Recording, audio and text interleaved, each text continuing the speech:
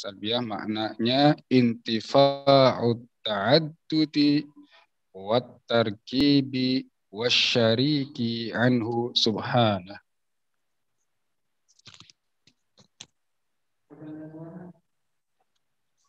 Loh, kok bodoh nonton suaranya? Coba tutik-tutik lah. Set.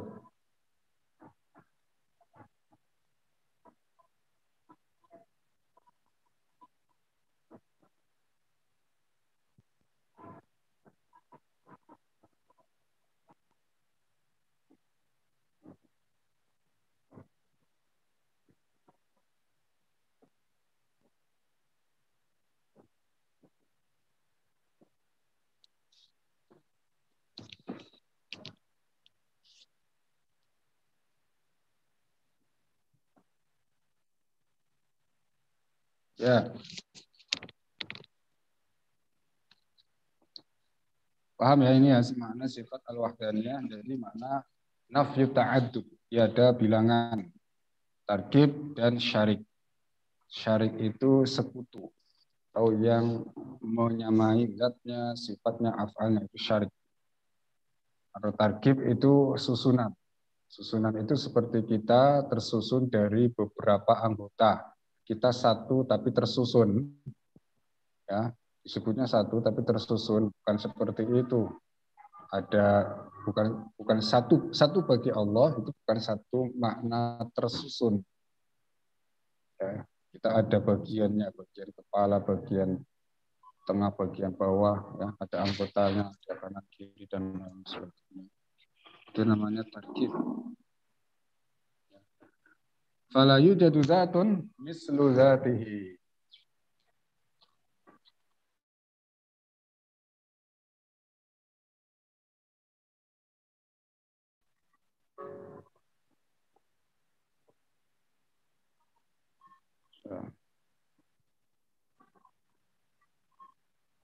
Fala yujadu dzatun mislu dzatihi.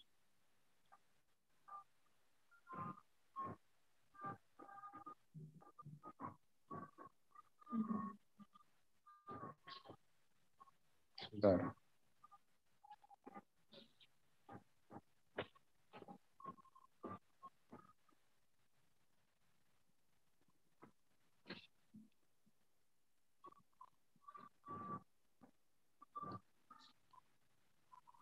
Recording in progress.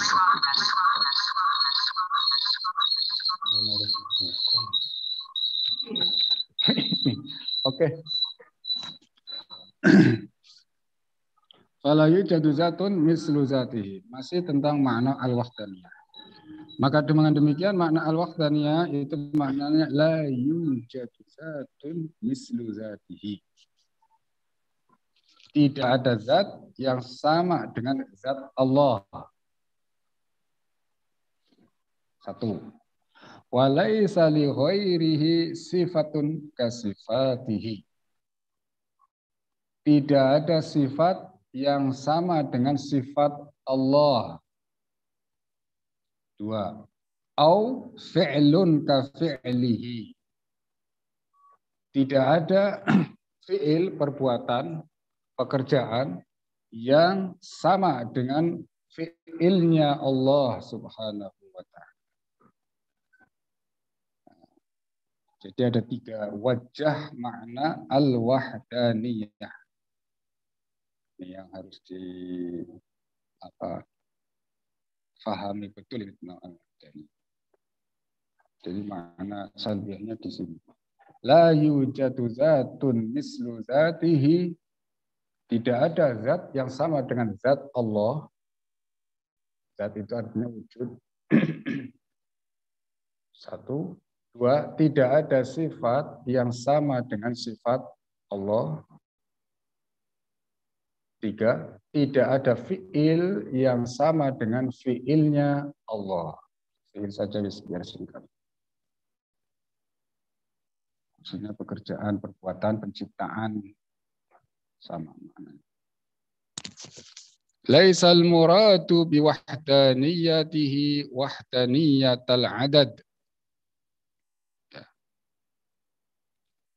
perlu diketahui juga bahwa makna al-wahdaniyah itu bukan maksudnya wahdaniyah al-adad.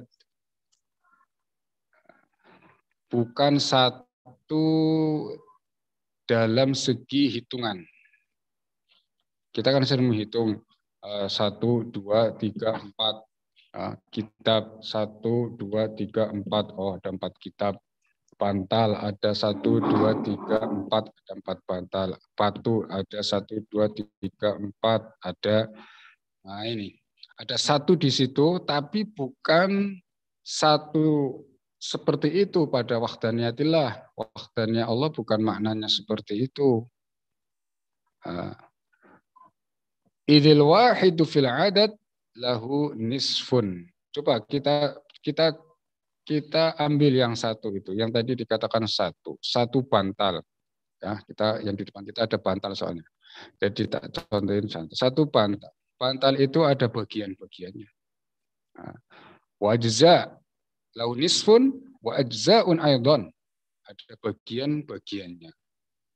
Nah, ini kan menafikan daripada makna wahdaniyat yang telah kita ketahui tadi. Wahdaniyat itu salah satu di antaranya adalah annahu laisa zatan muallafan min ajzain. Maka ketika kita katakan 1 al-wahdaniyah itu bukan 1 bilangan 1, 2, 3, karena 1 di situ ada bagian-bagiannya. Seperti itu. Ada juz-juznya. Lalu bagaimana? Balil muradu annahu la syabihalah. Maksud dari abada al-wahdaniyah itu bahwa Allah itu tidak ada yang menyerupainya. Baik zatnya, sifatnya, dan fi'ilnya. Ini sebagaimana yang dikatakan oleh Al-Imam Abu Hanifah radhiyallahu taala anhu, wallahu wahidun la min tariqil adad walakin min tariqi annahu la syarikalah. Allah itu wahid, esa, tetapi la min tariqil adad. Bukan dari sisi bilangan 1, 2, 3, bukan. Walakin min tariqi annahu la syarikalah. Tapi disebut al-wahdaniyah itu dari sisi annahu la syarikalah. Tidak ada sekutu, tidak ada yang menyamainya, baik zatnya, sifatnya, dan perbuatannya. Ini makna al-wahdaniyah. Kalau kita tingkatkan lagi ada istilah namanya kam. Ada kam mutasil, ada kam munfasil. Gitu kan. Hitungan yang kumpul, hitungan yang terpisah, kal mutasil dan kam al munfasil. Ini wahdaniyah itu bukan kam mutasil, bukan kam munfasil. Itu menurut istilah ulama mutakalimin seperti itu. Kam mutasil itu seperti hitungan yang ketemu. Artinya tadi kayak 1 orang. Dalam 1 orang itu ada hitungan. Kepala 1. Dalam kepala ada telinga, ada hidung, ada mata. Nah, itu ada hitungan yang 1 dan lainnya itu saling bertemu. Ini kam mutasil, hitungan yang bertemu. Ada juga kam munfasil. Kam munfasil itu hitungan tapi terpisah, tidak satu zat. Ya, kayak misalnya ini batu. Nah, terus di sana ada batu lagi. Kayak gitu. Itu namanya kam munfasil. Ini 1. Tapi ada lagi yang menyamainya. Nah, ini juga namanya kam munfasil. Al-wahdaniyah itu menafikan kam muttasil atau kam munfasil. Allah Subhanahu wa taala bukan kam muttasil atau kam munfasil, bahasa singkatnya Allahu wahidun ay la syarikalah. Sudah. Terus wa burhanu wahdaniyatihi. Sekarang pembuktiannya. Kita ingin menenangkan akal pikiran kita terhadap ketetapan sifat ini bagi Allah Subhanahu wa taala. Bahwa sifat ini wajib bagi Allah. Artinya wajib tidak diterima oleh akal tiadanya sifat ini. Ini maknanya wajib. Dalilnya bagaimana? Wa huwa annahu la budda lis-sani'i min ayyakuna hayyan qadiran aliman muridan mukhtaro. Kita cari kitab Asyurat ini kan gitu. Konten ada kamu ini. Bagir. Ini Bagir baru pulang dari pesantren.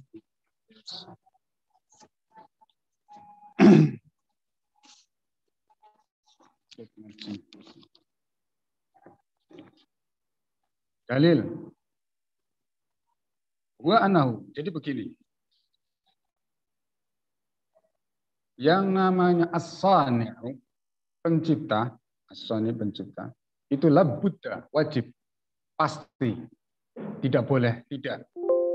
Min ayyakuna hayyan. Dia harus bersifat hayyan, hidup. Mustahil pencipta itu maut. Kalau maut berarti tidak punya kuasa, tidak bisa kehendak, dan seterusnya. Qadiron, hayyan dan bersifat qadiron, kuasa. Terus yang ketiga, aliman. Dia harus mengetahui. Ada ilmu, ada sifat ilmu pada as-sani', pada pencipta.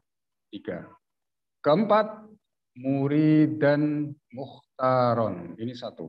Ya, murid dan mukhtaron itu 1. Ya, dia harus punya sifat kehendak. Nah, ini. 4 ini harus ada sifat 4 sifat ini harus ada pada as-sani', pencipta. Tidak adanya 4 ini mustahil tercipta sebuah ciptaan.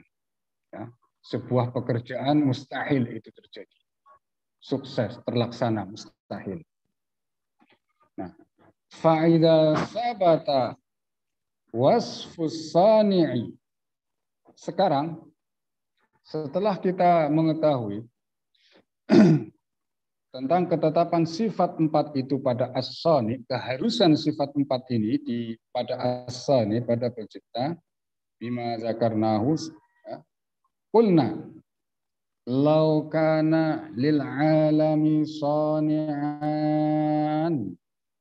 Jika alam ini, ya, diciptakan oleh 2 pencipta, wajib, akhirnya apa? Ayyakuna kullu wahidin minhuma hayyan qadiran aliman mukhtaro.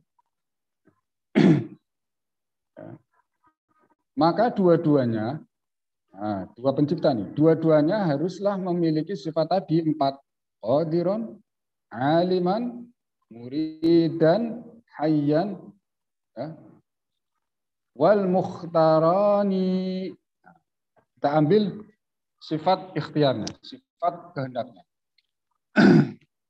Dua-duanya berkehendak, ya juzu ikhtilafuhuma. Maka boleh saja yang keduanya kehendaki itu berselisih.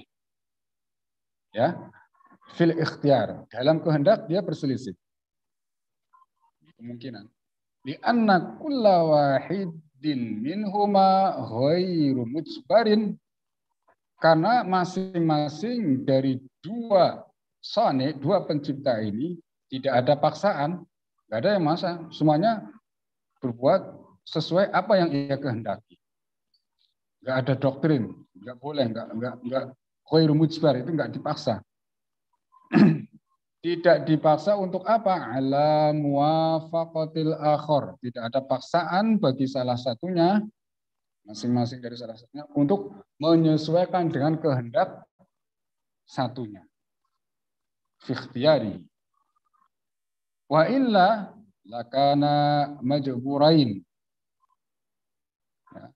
Kalau dipaksa, udah gini aja, kamu misalkan, kamu menghendaki mewujudkan alam saja. Akhirnya dia dengan terpaksa, oke, saya ikut kamu. Nah, keterpaksaan ini wal majburu la yakunu ilahan. Keterpaksaan yang dipaksa ini bukanlah Tuhan.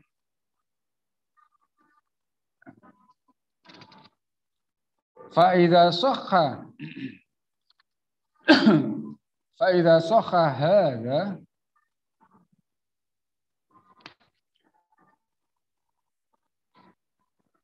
ini apa?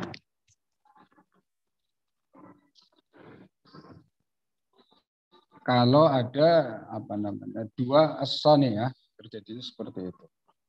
Satu menghendaki adanya alam. Yang satu dipaksa untuk sama-sama menghendaki alam. Nah, yang dipaksa ini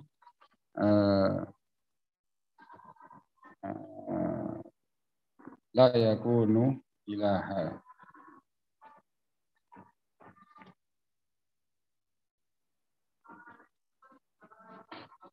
Terus, falau aroda,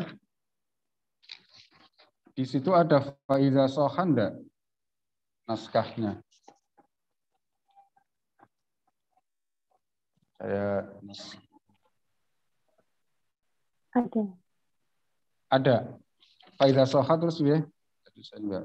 Ada.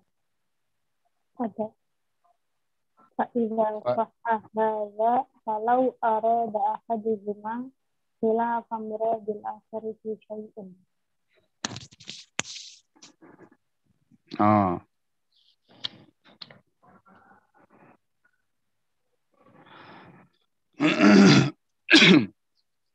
Wa illa lakana majburaini wal majburu la yakunu ilahan. Jadi kalau dipaksakan untuk menyesuaikan ya, kehendak yang lain, maka sama-sama majbur, akhirnya sama-sama dipaksa. Kalau sama-sama dipaksa, maka bukanlah Tuhan, bukanlah ilah.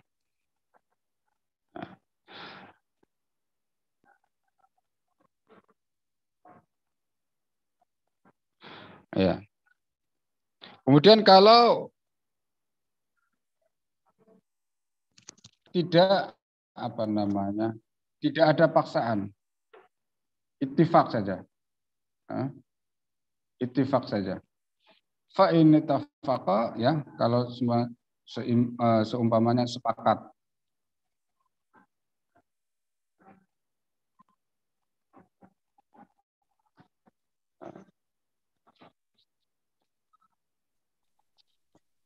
Sepakat untuk menciptakan, mewujudkan alam.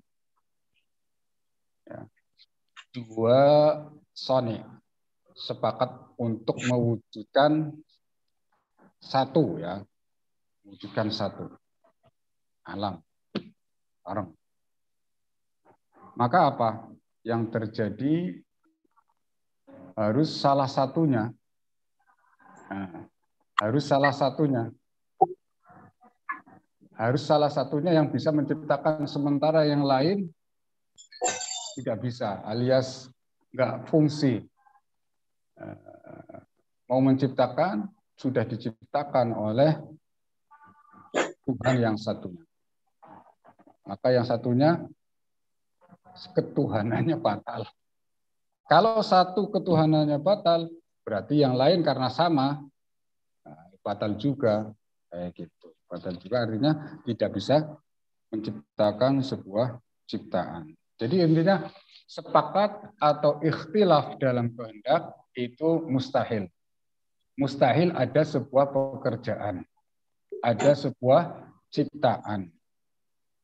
Terus, kalau arada ahaduhuma khilafa muradil akhari fi syai'in Sekarang kalau salah satunya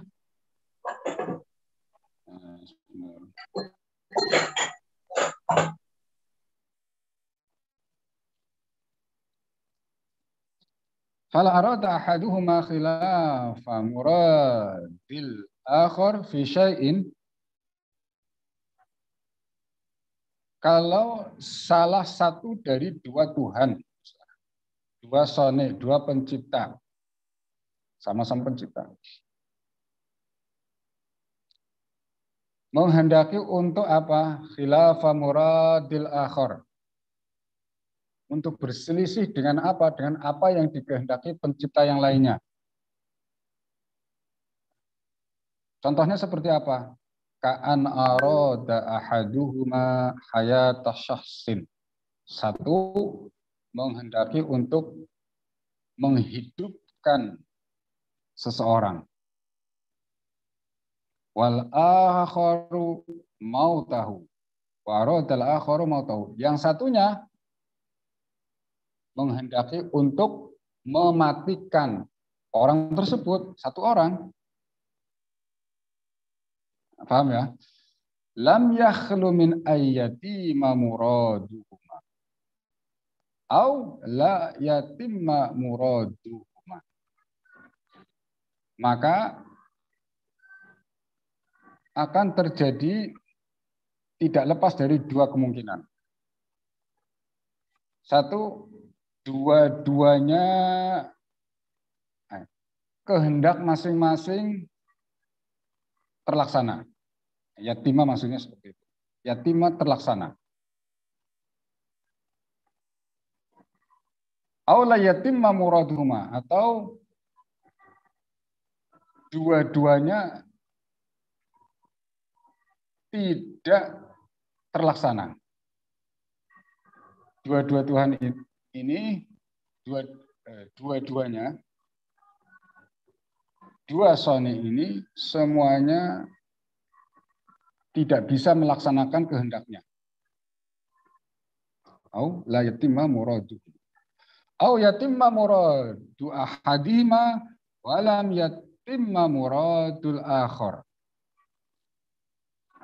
Atau kemungkinan ketiga, yang satu saja yang terlaksana. Wa muhalun tamamu muradihima. Nah, sekarang yang pertama tadi apa?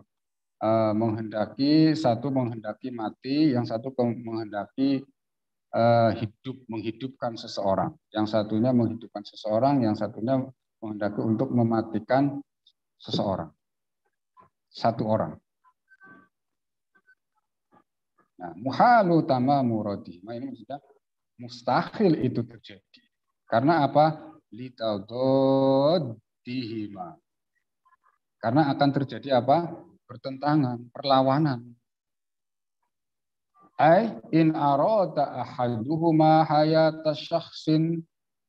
Artinya apa? Yang satu menghendaki untuk menghidupkan si Zaid misalnya. Wa aradal akharu mautahu, yang satu menghendaki untuk mematikan si Zaid.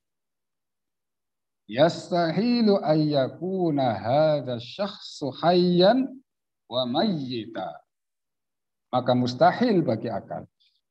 Akal tidak menerima Zaid dalam keadaan hidup dan mati fi anin wahidin, dalam satu masa. Ini kalau masing-masing dari dua pencipta ini yang berselisih kehendaknya terlaksana semua. Terjadinya mustahil, ada sifat hidup dan mati kumpul bersatu dalam seseorang, dalam satu masa. Terus wa illam yatimma muraduhuma fahuma ajizan. Kalau kemudian tidak terlaksana kehendak keduanya, maka ya jelas ini ajizan. Ya, ajizan, kedua-duanya lemah berarti. Yang menghendaki mati tidak terlaksana karena sudah ternyata bertabrakan. Yang satunya, pencipta satunya menghendaki hidup bertabrakan. Yang satunya yang menghendaki hidup bertabrakan juga sama yang pencipta yang menghendaki mati. Akhirnya tidak terlaksana. Dua-duanya tidak terlaksana. Dua-duanya itu ajizun, lemah. Wal ajizu la yakunu ilah. Dan yang lemah, sifat lemah, itu mustahil Tuhan. Wa in tamma muradu ahadihima. Sekarang beda lagi. Sekarang misalkan gini, yang terlaksana itu salah satu saja ya. Ngalah deh biar jadi satu menghendaki hidupnya Zaid. Yang satu menghidupkan mati. Kalau bareng semuanya enggak bisa. Ya, sekarang begini aja. Ngalah salah satunya. Salah satunya. Jadi persilahkan yang menghendaki hidup, yang bekerja kehendaknya. Bagaimana kalau demikian? Terus wa intama muradu ahadihima wa lam yatimma muradul akhar, sementara pencipta yang lainnya dah nganggur, enggak terlaksana apa yang ia kehendaki. Fa innal ladzi lam yatimma muraduhu ajizun. Pencipta yang kehendaknya itu tidak bisa terlaksana, itu jelas berarti dia ajizun. Wala yakunul ajizu ilahan. Dan yang ajiz, yang lemah, bukanlah ilah. Wala qadiman. Dan juga bukan qadim. Ya. Wahadi tilalatu ma'rufatun indal muwahhidin tusamma bidilalatit tamanu. Cara pendalilan, pembuktian tentang wajib wahdaniyah Allah Subhanahu wa taala dengan cara seperti ini. Cara seperti ini telah masyhur di kalangan para ulama tauhid, para ulama kalam ahli sunnah wal jamaah, namanya dilalatut tamanu. Dilalatut tamanu. Ini sebagaimana yang Allah Subhanahu wa taala firmankan di dalam Al-Qur'an, "Lau kana fihima alihatun illallahu lafasadata." Seandainya di dalam langit dan bumi itu ada dua Tuhan, ada Tuhan selain Allah, lafasadata. Maka rusak semuanya. Langit dan bumi itu rusak. Artinya rusak apa? Fasad taman tazamata. Maka tidak teratur atau tidak terjadi atau tidak wujud. Bumi dan langit itu tidak wujud. Nah, ini kata Al-Quran mengisyarahkan tentang dalil tamanu seperti itu. Dalil tamanu. Nah, kita mengandaikan ada dua pencipta, maka ketemunya apa? Mustahil terjadi sebuah ciptaan. Intinya seperti itu. Jadi kita mengandaikan seandainya ada dua pencipta yang otomatis sama-sama kuasa, sama-sama berkehendak, sama-sama ilmu, sama-sama hidup. Pokoknya sifat ciptaan, sifat yang harus ada pada pencipta itu ada pada masing-masing pencipta ini. Maka terjadinya apa? Tidak akan ada makhluk. Tidak tercipta makhluk itu. Lafasadata. Nah, ini di Al-Quran banyak dalil-dalil seperti itu. Sebagaimana juga di dalam Al-Quran ayat lain, Allah Subhanahu wa taala qala, "Innamallahu ilahun wahid wa ilahukum ilahu wahid la ilaha illahu. Qul huwallahu ahad." Wa Allah Subhanahu wa taala pencipta itu wajib baginya ahad. Tidak ada syarik, tidak ada sekutu yang menyamai zatnya, yang menyamai sifatnya, yang menyamai pekerjaan. Subhanahu huwallahul wahidul qahhar.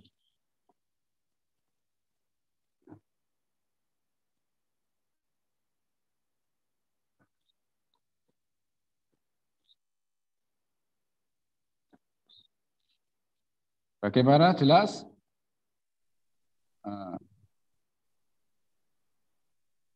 Baca lagi, terus lanjut. Laila zakiyatun nafsi.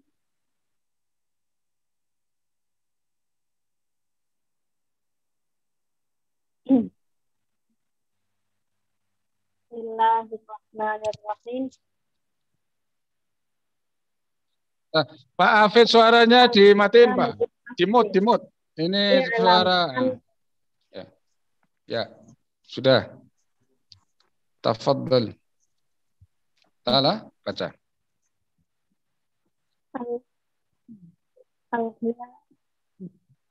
Bismillahirrahmanirrahim. Qala al-mu'allif rahimahullah al-qiyamu bin nafsi. I'lam anna ma'na qiyamihi bi nafsihi huwa istighna'uhu an kulli ma siwa. Fala yahtaju ila mukhassisin lahu bil wujud. Li'anna al-ihtiyaja ila al-ghayri yunafi qidamah. Waqad sabata wujubu qidamihi wa baqaihi. Nah, ini sedikit mudah kalau kita memahami. Ini. Al-qiyam bin nafsi. Ya. Sifat al-qiyam bin nafsi. Selanjutnya, wajib bagi Allah Subhanahu wa taala bersifat al-qiyam bin nafsi. Artinya wajib di sini akal tidak menerima ketiadaan sifat ini. Ini juga termasuk kategori sifat salbiyah. Maknanya apa? Nafyul iftiqar. Ini menafikan sifat kehajatan, kebutuhan. Ya. Jadi sifat kebutuhan itu nafi bagi Allah Subhanahu wa taala, atau dalam bahasa lainnya dinafikan dengan kita memahami ini. Sifat al-qiyam bin nafsi. Artinya Allah tidak butuh. Kalau al-wahdaniyah tadi Allah tidak ta'addud, tidak ada syarik, tidak ada syabih baginya. Ini al-qiyam bin nafsi artinya Allah tidak ikhtiyaj, tidak iftiqar. I'lam anna ma'na qiyamihi bi nafsihi huwa istighna'uhu an kulli ma siwa. Perlu diketahui bahwa makna qiyam bi nafsihi bagi Allah seperti ini. Istighna'uhu, Allah tidak membutuhkan an kulli ma siwa. Segala sesuatu selainnya.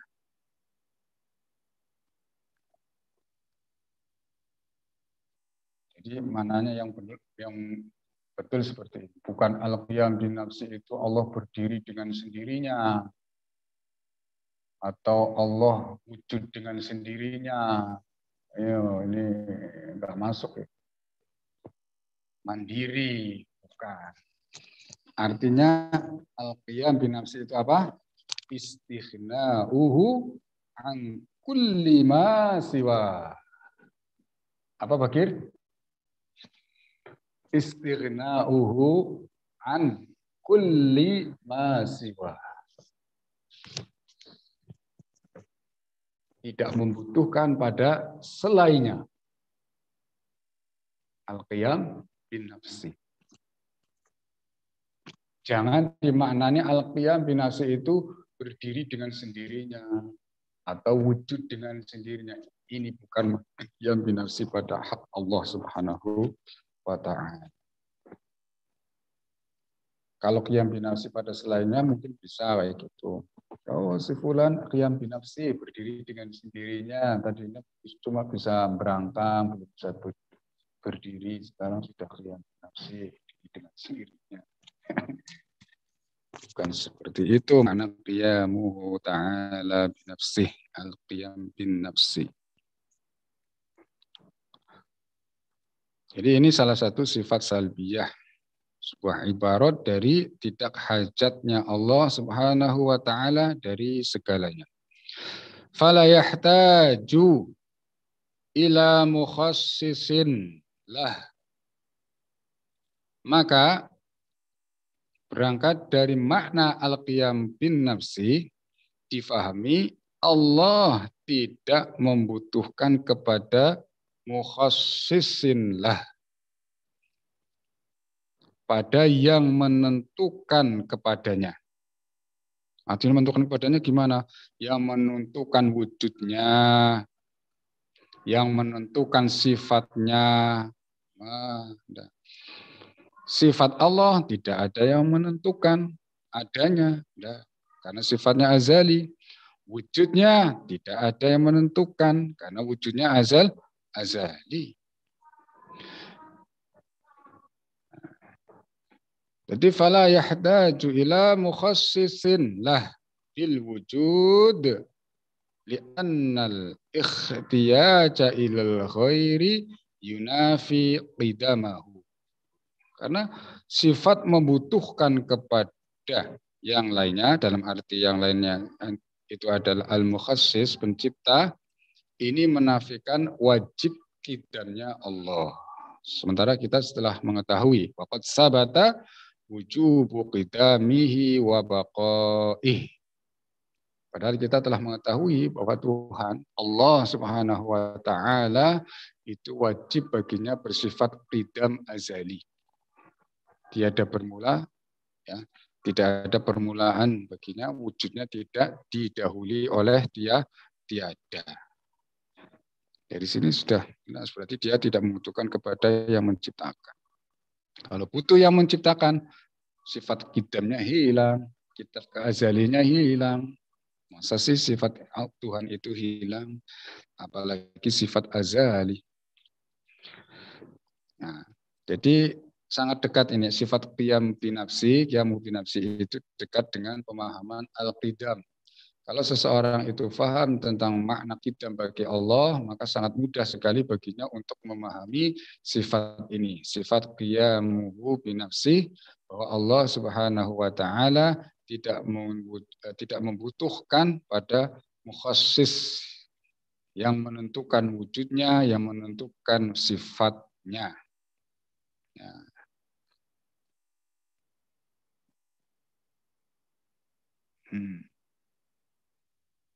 Terus, baca lagi.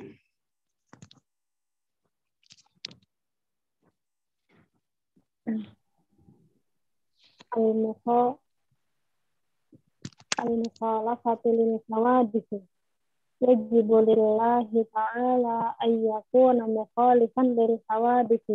Bima'na annahu la yushbihu syai'an min khalqihi. Falaysa huwa bijawharin yashghulu hayyizan wala aradin. Wal jawharu ma lahu tahayyuzun wa qiyamun bidhatihi fal ajsam. Wal aradu ma la yaqumu binafsihi wa innama yaqumu bi ghairihi kal harakati was sukuni wal ijtima'i wal istirahi wal alwani wat du'umi war rawaihi. Walidzalika qala al-Imam Abu Hanifah fi ba'di rasailihi fi ilmi al-kalam anna yushbihul khaliqu makhluqahu. Ma'nahu la yasihhu aqlan wala naqlan ay yushbihal khaliqu makhluqahu. Wa qala Abu Sulaiman al-Khattabi innal ladzi yajibu alaina wa ala kulli muslimin ay ya'lamahu anna rabbana laysa bidhi suratin wala hay'atin. Fa inna surata taqtadil kayfiyata wa hiya 'anillahi wa 'an sifatihi manfiyah.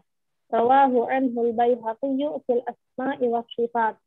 Wa qad tudlaqul kayfiyatu bi ma'na al-haqiqati kama fi qawli ba'dihim kayfiyatul mar'i laysa al-mar'u yudrikuha. Fakaifa kayfiyatul jabbari fil qidam. Wa muradu hadzal qailil haqiqatu.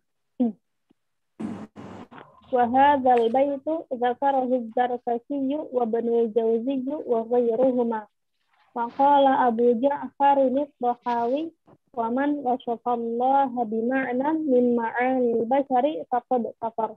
Wa huwa min ahlil qarni tsalithi fa huwa dakhilun fi hadits khairul quruni qarni thumma alladhina yalunahum thumma alladhina yalunahum.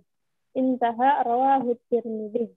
Wal qarnul muradu bihi mi'atu sanatin kama qala dzalikal hafidzu Abul Qasim ibn Asakir fi kitabih Tabyinu kadhibil muftaril ladzi allafahu fit tanwih bi Abil Hasan al-Asy'ari radhiyallahu anhu. Baik. Bismillahirrahmanirrahim. Jelas suaranya?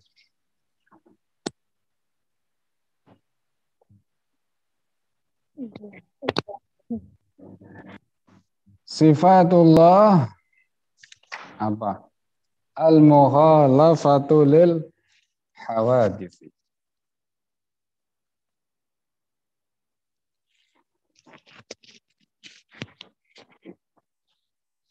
Sifat yang ke-13 ini. Sifat yang ke-13 adalah al-mukhalafatu lil hawadits. Artinya apa? Allah itu tidak sama lil hawadits terhadap semua makhluk, semua hawadits, semua yang wujudnya diawali tiada.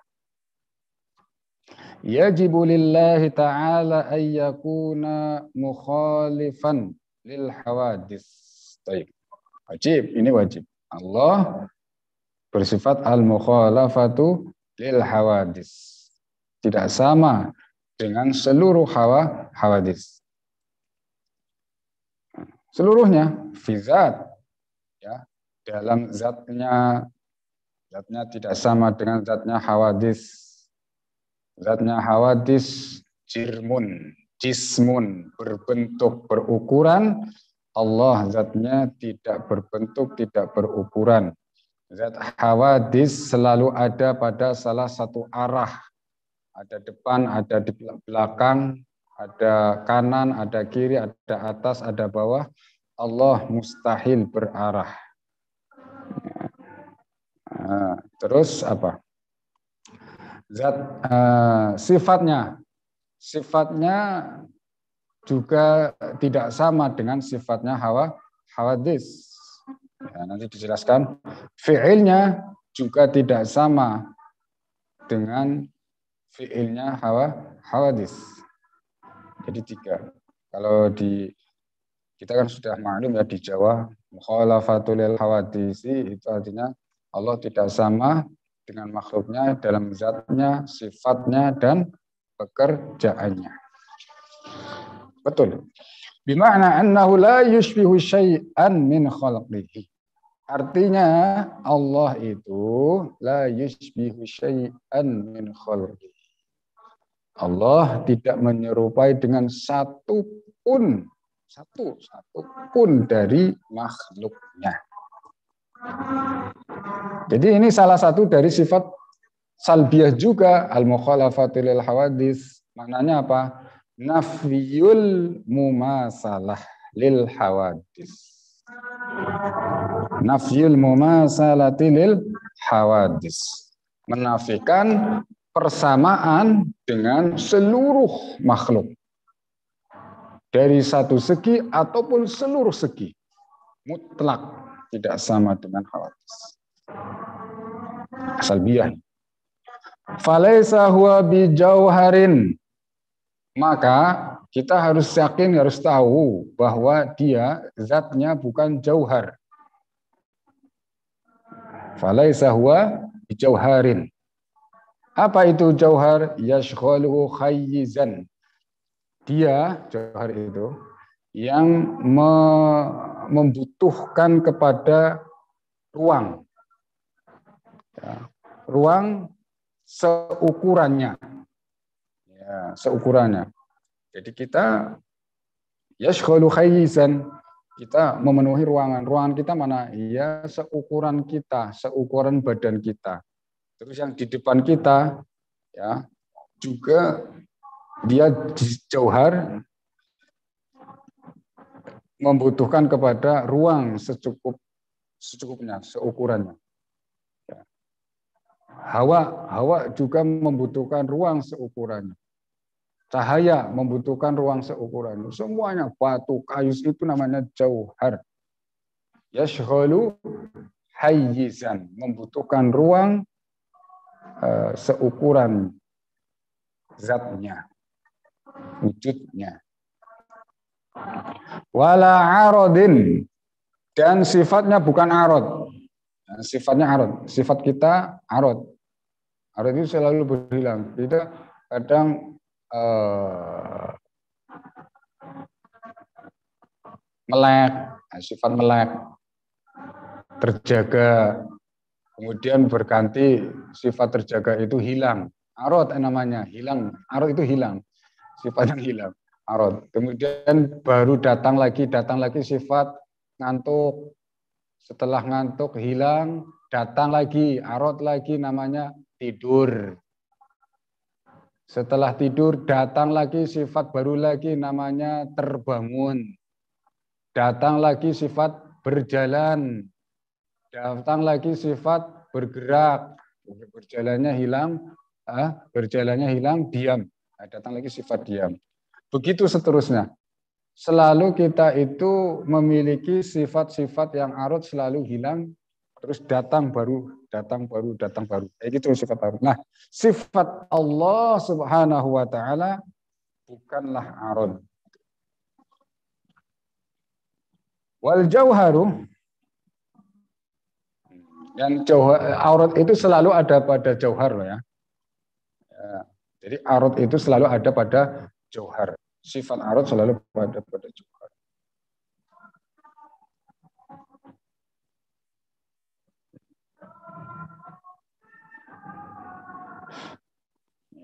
Terus wal jauharu ma lahu tahayyuzun. Jauhar itu sesuatu yang memiliki ukuran wa qiyamun bidzatihi. Ya. Dan dia mandiri, dia tidak membutuhkan yang lain. Itu jauhar. Kal ajzam. Seperti jisim. Jisim itu yang ada bagian-bagiannya namanya jisim. Ya. Terdiri dari beberapa jauhar. Itu namanya jisim. Kalau tidak ada bagian-bagiannya, artinya cuma satu tok nggak ada bagiannya, namanya jauharul fard. Itu, jauharul fard. Kalau yang ada bagian-bagiannya itu namanya jismun. Ini bagian jauhar seperti itu. Paham ini jauhar ya? Kemudian al-arad. Al-arad ma la yaqumu bi nafsihi. Arad itu sesuatu yang tidak bisa ada secara mandiri. Artinya apa? Selalu dia membutuhkan kepada yang lainnya. Jadi adanya itu selalu ada pada yang lain. Saya ulangi. Adanya arad ini selalu ada pada yang lainnya. Wa innama yaqumu bi ghairihi. Itu arad. Dia selalu ada pada selainnya. Contohnya seperti apa? Al-harokatu. Sifat apa? Gerak. Dia selalu membutuhkan kepada jisim. Kita bisa menemukan sifat gerak ya, kalau ada jisim di sana.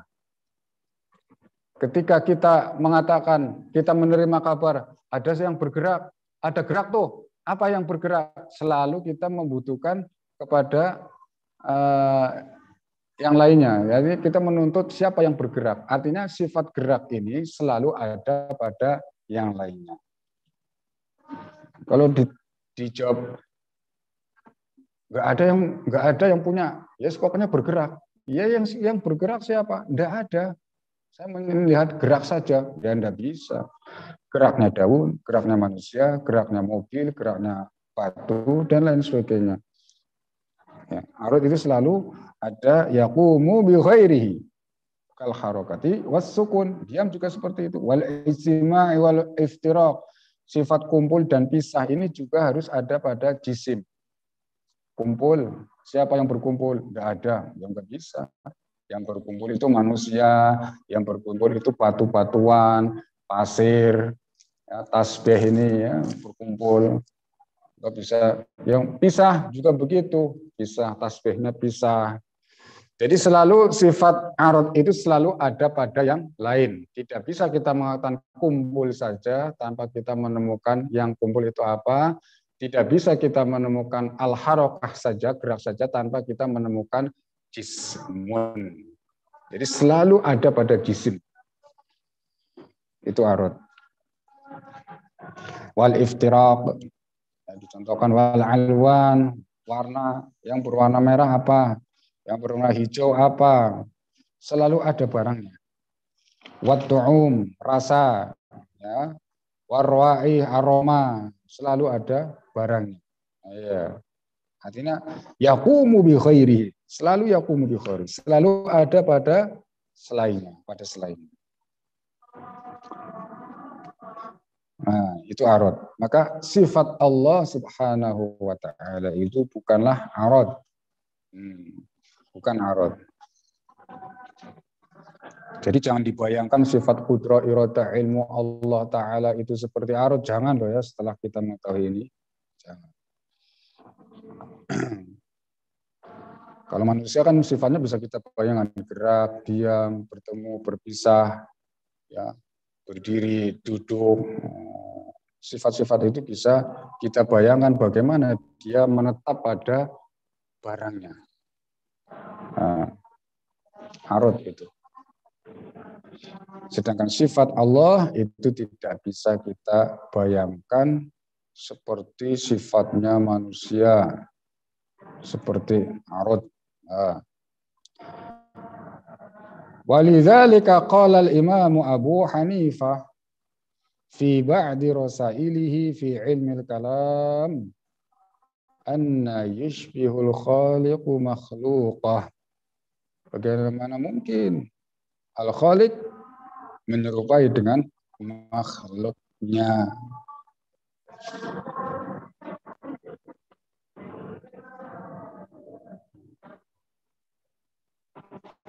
Bagaimana mungkin makhluk itu menyerupai dengan khaliq itu menyerupai dengan makhluknya? Tidak mungkin. Tidak diterima oleh sehat.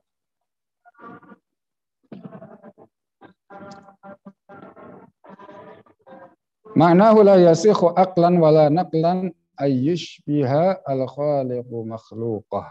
Arti daripada perkataan Al-Imam Abu Hanifah adalah tidak sah menurut akal dan naqlan secara akli dan akli al-khaliq pencipta itu sama dengan makhluknya yang diciptakan.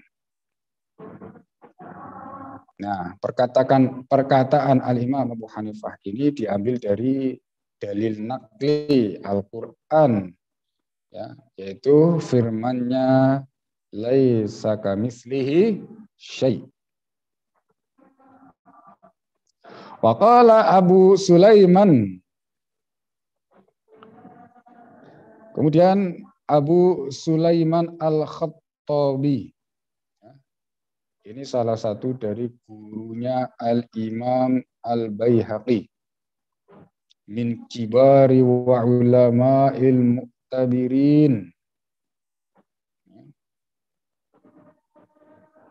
Ini salah satu ulama besar, ya, yang diperhitungkan ilmunya oleh para ulama. Abu Sulaiman Al-Khattabi. Guru salah satu ya, salah satu gurunya Imam Al-Baihaqi.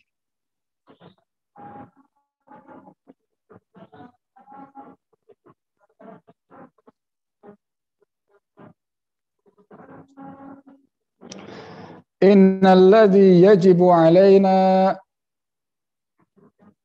sesungguhnya yang wajib bagi kita, wa ala kulli muslimin, dan atas seluruh muslim, ayya'lamahu untuk mengetahui anna rabbana bahwasanya Tuhan kita laisa bizi suratin tidaklah memiliki bentuk ya seperti kita ada bentuknya wala hayatin keadaan seperti apa namanya hayat bergerak diam berjalan fa inna surata taqtadi al kaifiyah surah bentuk itu otomatis adalah keserupaan persamaan ya. Wahya anillahi kaifiyah bagi Allah wa an sifati dan bagi sifat-sifat Allah manfiyah itu tiada ditiadakan ya. Harus kita tiadakan sebetul-betulnya surah dan hay'ah ini surah dan hay'ah bentuk dan keadaan berdiri bergerak berjalan dan seterusnya harus kita tiadakan dari Allah. Artinya kita tidak boleh mensifati Allah dengan sifat-sifat itu. Ini menurut dawuhipun Al-Imam Abu Sulaiman Al-Khattabi, Imam Al-Baihaqi. Nah, ini diriwayatkan oleh rawahu anhu Al-Baihaqi fil asma'i was sifat.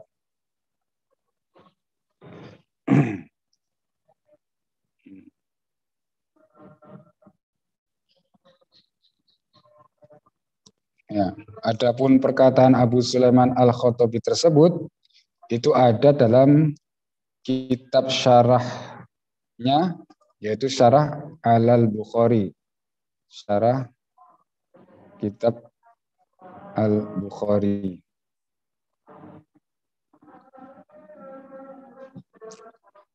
Terus Imam Al-Baihaqi meriwayatkannya dalam kitab Al-Asma'u was Sifat. Wa qad tutlaqu al-kaifiyah bi ma'na al-haqiqah. Tetapi kalimat kaifiyah itu terkadang diucapkan dalam bahasa Arab maknanya al-haqiqah, maknanya hakikat. Ya, hakikat. Maka kita telah tahu bahwa hakikat dan wujud itu sama. Jadi kaifiyat dalam bahasa Arab itu maknanya wujud, hakikat. Nah. Kama fi qawli ba'dihim kaifiyatul mar'i laisal mar'u yudrikuha. Kaifiyatul mar'i laisa al mar'u yudrikuha.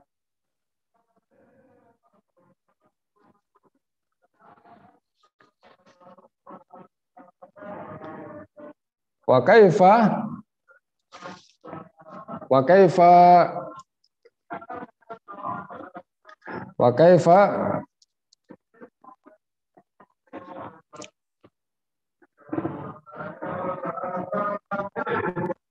wa qad tutlaqu al-kaifiyatu bi ma'na al-haqiqah kama fi qawli ba'dihim kaifiyatul mar'i laisa al-mar'u yudrikuha.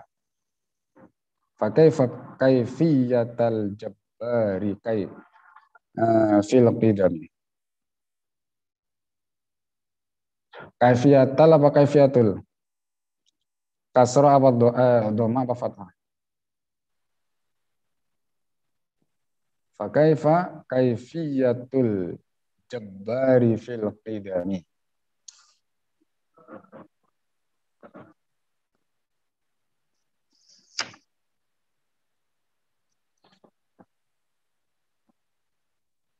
Jadi makna al-kaifiyah dalam syair ini adalah hakikat. Kaifiyatul mar'u laisal mar'u yudrikuha. Hakikat manusia laisal mar'u yudrikuha. Tiada seorang pun mengetahui. Fakaifa kaifiyatul jabbari fil qidami? Bagaimana mungkin manusia bisa mengetahui kaifiyatnya al-jabbar? Nah, kaifiyat di sini maksudnya hakikat Allah, ya, wujud Allah fil qidami. Di mana wujudnya itu azali. Kita hakikatnya makhluk saja tidak tahu, apalagi hakikatnya Allah Subhanahu wa taala yang wujudnya azali, abadi. Terus tinggal sedikit lagi. Wa muradu hadzal qail bil kaif wa muradu hadzal qail, maksudnya al kaifiyah, iku al haqiqatu yo iku al haqiqah. Nah, jadi jangan langsung wah ini Imam fulan mengatakan kaifiyah fi haqqillah. Oh, jangan salah. Kaifiyah itu dalam bahasa Arab ada juga yang maknanya hakikat, wujud. Jadi kita katakan ketika mengatakan kaifiyatul jabbar, ya maknanya ini wujudnya Allah. Kaifiyatul jabbar maknanya wujudnya Allah. Wa hadzal baitu, yani bait ini kaifiyatul mar'i laisa al mar'u yudrikuha fa kaifa kaifiyatul jabbari fil qidami. Ini disebutkan oleh Az-Zarkasi fi tasnifil masami, ya, dalam kitab Tasniful Masami. Dan beliau menisbatkan syair ini kepada siapa? Sayyiduna Ali. Nah. Kemudian Ibnul Jauzi juga menyebut syair tersebut dalam kitab Daf'u Syubhati Tashbih wa khairuhuma, ya, dan selain Az-Zarkasi, Ibnul Jauzi ada menuturkan syair tersebut. Ya. Imam Hambali.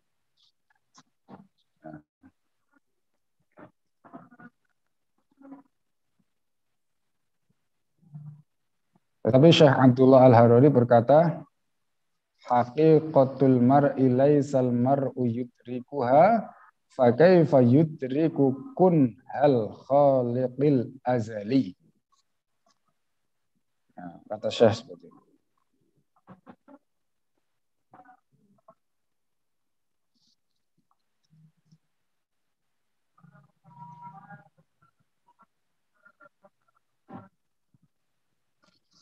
Syekh Abdullah berkata, Syekh lau qila haqiqatul mar'i laisal mar'u yudrikuha fa kaifa yudriku kun hal khaliqil azali lakana ahsan. Andaikan syair itu bilang haqiqatul mar'i laisal mar'u yudrikuha fa kaifa yudriku kun hal khaliqil azali.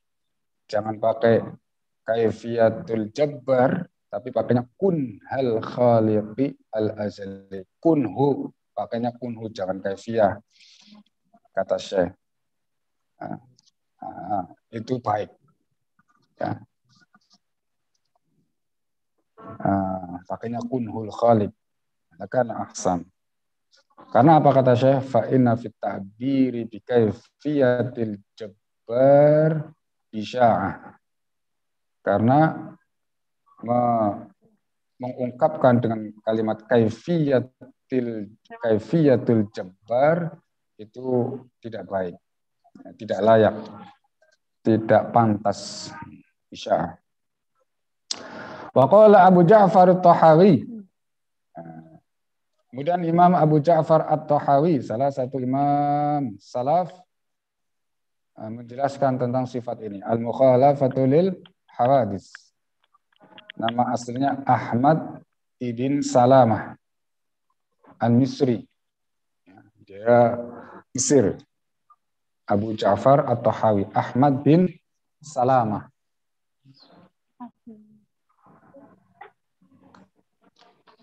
Tulis Ahmad bin Salamah Al-Misri.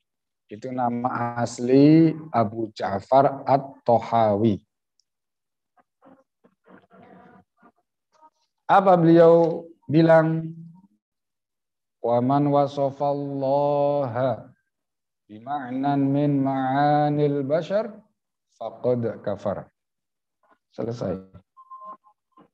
Artinya barang siapa yang mensifati Allah dengan sifat bima'nan min ma'anil bashar, dari sekian banyak sifat manusia, duduk, berdiri, berjalan, melangkah, faqad kafar, maka sesungguhnya dia telah keluar dari agama Islam, kafir dia.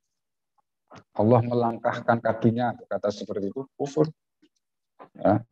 Mensifati Allah dengan sifat makhluk. Allah menaikkan zatnya, kufur. Karena mensifati Allah dengan sifat makhluk. Mengatakan Allah menurunkan atau turun, ini juga mensifati Allah dengan sifat makhluk, kufur. Faqad kafar. Allah ada di atas, kufur. Mengatakan Allah ada di mana-mana, kufur. Allah ada di dalam hati kekasihnya, kufur.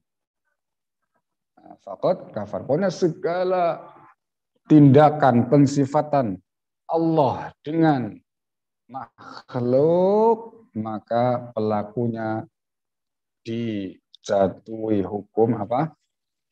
Kafir. Keluar dari Islam.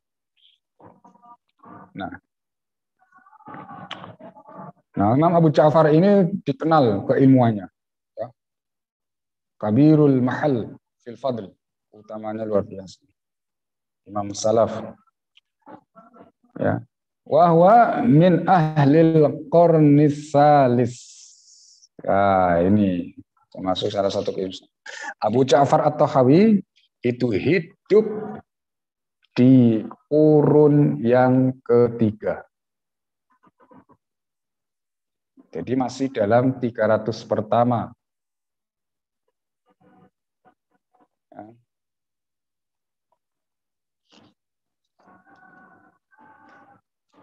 Beliau meninggal pada awal kurun keempat. Ya. Kalau ada di naskah kalian ada ini. Wa tuwfiya fi awwal qarnir rabi'. Kalau boleh, kalau bisa ditambah seperti itu, kata Syekh Salim seperti itu. Tambahkan setelah wahwa min ahlil qarnis salis, tambahkan wa tuwfiya fi awwal qarnir rabi'.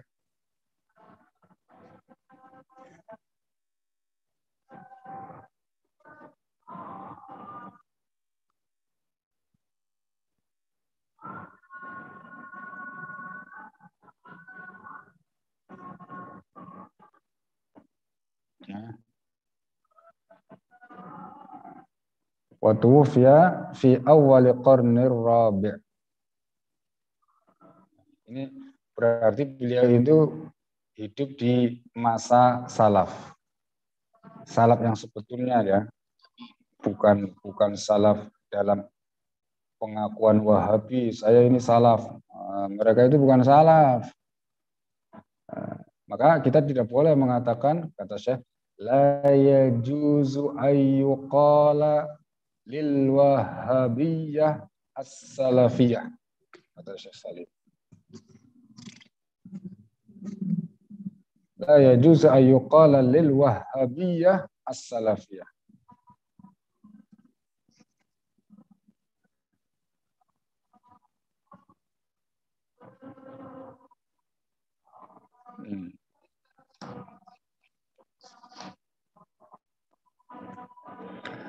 Fahuwa dakhilun fi hadis khairul quruni qarni. Jadi beliau ini termasuk orang yang didawuhkan oleh Rasulullah Shallallahu Alaihi Wasallam dalam hadisnya khairul quruni qarni. Ya. Khairul quruni qarni. sebaik-baiknya kurun adalah kurunku, kata Rasulullah sallallahu alaihi wasallam. Summal ladzina yalunahum, kemudian orang-orang yang hidup setelah kurun Nabi. Summal ladzina yalunahum, kemudian adalah orang-orang yang hidup setelah kurun tersebut. Jadi ada 3 kurun yang didawuhkan oleh Nabi Sallallahu Alaihi Wasallam itu terbaik. Zaman yang baik itu 3 kurun ini. Ya, ini hadis rawahu at-Tirmizi dalam sunnahnya, fi sunanihi. Ya. Jadi khiyaru hadhil ummah as-salasatul ula. Khiyaru hadhil ummah as-salasatul ula, kata Syekh. Jadi pilihan itu ya di 300 tahun pertama ini. Karena 1 kurun itu 100 tahun. Jadi as-salasatul ula. Jadi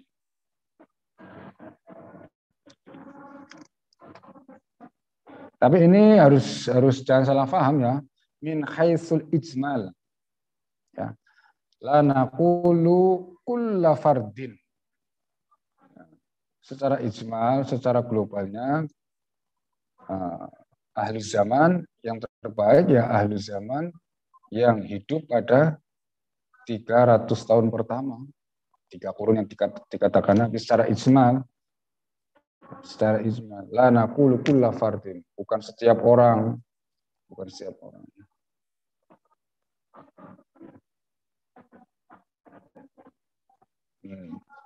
Seperti orang yang membunuh. Kata Syekh, alladzi qatala Ammar, yang membunuh Ammar itu kan muslim. Ya. Laisa afdalu minasy-Syafi'i wal Jailani war Rifa'i.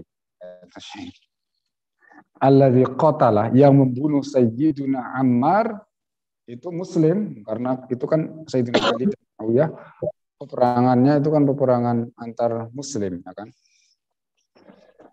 Yang membunuh Sayyidina Ammar itu adalah muslim.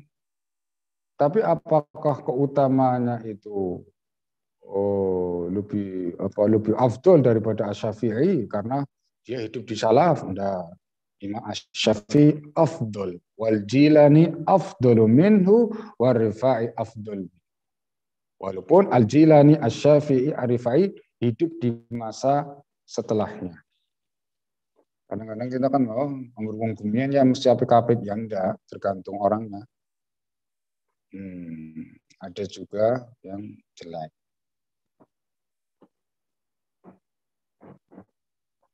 Oke. Jadi hiyaru hadhil ummati salasatul ula min haisul ijmal. La naqul kulla fardin. Hakadha qala.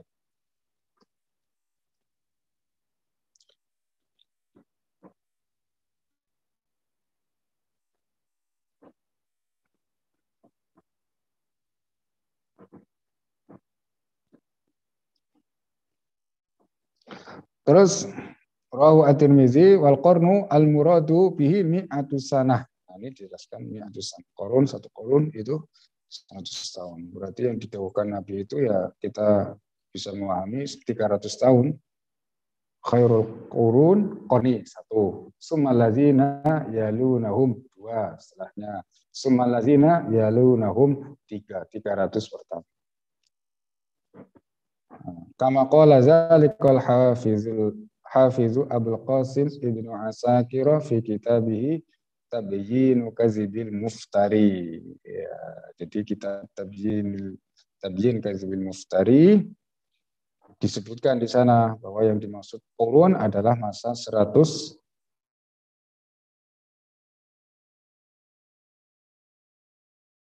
Muftari. Masya Allah, karya Ibnu Asakir. Ini layak dibaca. Saya sering baca kitab ini dulu. Nah, sampai sekarang ya kadang tak murojaah. Ini saya dengar dari Syekh Salim juga, beliau merekomendasikan untuk membaca kitab Tabyin Kazibil Muftari. Alladzi allafahu fit tanbih bi Abil Hasan al-Asy'ari radhiyallahu anhu.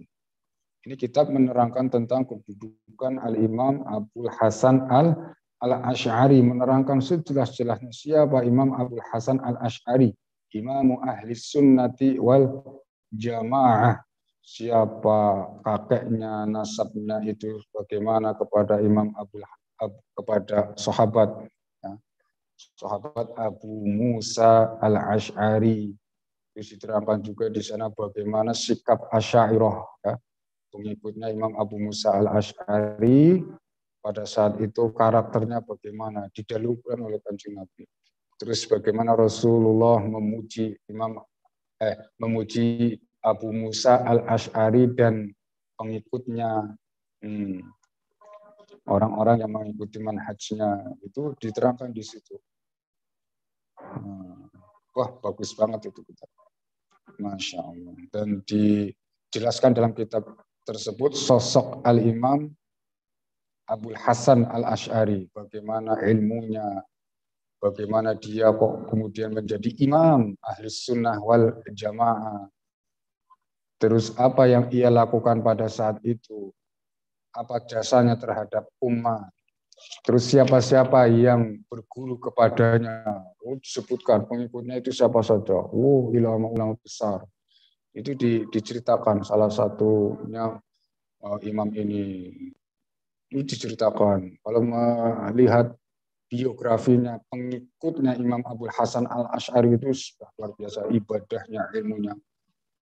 Sampai kita, ya, yang diikuti bagaimana pangkatnya, yakni Imam Abul Hasan al-Asy'ari. Dari tobaqot ke tobaqot. Tobaqot pertama yang berguru langsung kepada Imam Abul Hasan al-Asy'ari. Tobaqot kedua yang berguru kepada orang yang telah berguru kepada Imam Abul Hasan al-Asy'ari. Itu disebutkan di dalam kitab itu. Sampai zamannya al-muallif, yaitu Imam siapa? Abul Qasim Ibnu Asakir al-Hafidh. Yang al-Hafidh ini ya. Al-Hafidh Abul Qasim Ibnu Asakir. Masya Allah. Terus di sana juga disebutkan ayat. Nah, ayat yang turun tentang kaum al-Asy'ari, yakni Abu Musa al-Asy'ari. Ada ayat di dalam Al-Quran. Terus bagaimana syarah para ulama hadis tentang hadis yang berkenaan dengan al-Asy'ariyah. Baguslah kitab Tabyin Kazibil Muftari. Alhamdulillah saya punya ini. Dan termasuk salah satu kitab favorit. Kata Imam siapa itu As-Subuki, orang Sunni belum sempurna kalau belum baca kitab Tabyin Kazibil Muftari, katanya begitu. Belum kuat. Masya Allah. Makanya nanti Bagir tak tunjukin kitabnya, tak bacain. Tapi tak ada salahnya. Nanti belajar kitab Jurumiyah dulu, kitab alat. Nanti berarti sama Mbak Lala mulai besok insya Allah. Besok pagi. Lala. Halo Lala. Halo. Hadir? Mulai besok ya lah. Hadir. Ya. Mulai besok kita pada murojaah bersama Ustazah Laila Zakiyatun Nafsi, kitab Al-Ajurumiyah. Masya Allah. Pak Afid nyatet catatan maafin, Masya Allah. Al-Qiyam binafsi artinya Allah tidak butuh sesuatu apapun, Allah tidak membutuhkan segala sesuatu selain. Jadi Allah tidak membutuhkan kepada yang menentukannya, baik wujudnya dan sifat-sifatnya. Allah ada tanpa kemana, Allah ada ini. Masya Allah. Mantap. Allahu Akbar.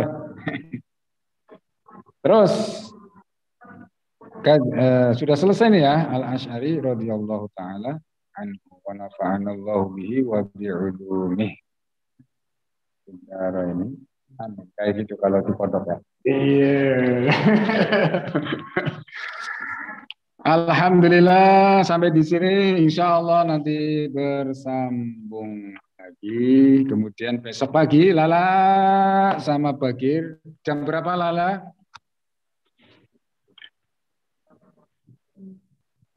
Sekitar jam 9. Jam 9 Bagir dengerin jam 9. Sekitar jam 9 siap-siap. Pakai Zoom. Zoom-nya